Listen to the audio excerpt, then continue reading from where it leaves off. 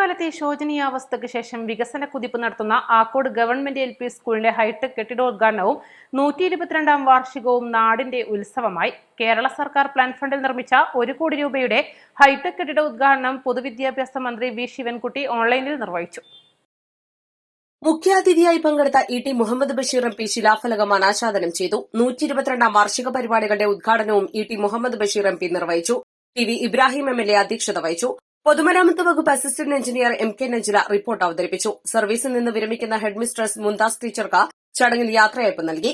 മത്സര പരീക്ഷാ വിജയികളായ വിദ്യാർത്ഥികൾക്കും സ്കൂളിന് സൌജന്യമായി ഭൂമി നൽകിയ കമ്മുണ്ണിക്കും പ്രശംസനീയ സേവനം നടത്തിയ പൊതുമരാമത്ത് ഉദ്യോഗസ്ഥർക്കും ഉപഹാരങ്ങൾ സമ്മാനിച്ചു.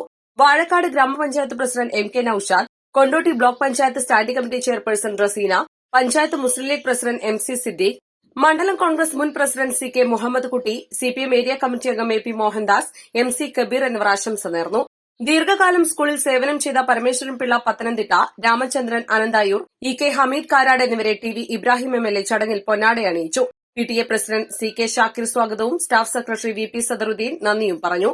പ്രമുഖ ഗായകരായ KT ഹഖ്, ഷബ്ന അക്രം എന്നിവരുടെ നേതൃത്വത്തിലുള്ള സംഗീത വിരുന്നോടെയാണ് ആക്കോട് സ്കൂളിന്റെ വാർഷികാഘോഷ കെട്ടിടോദ്ഘാടന പരിപാടികൾ സമാപിച്ചത്. East live, Edavannappara.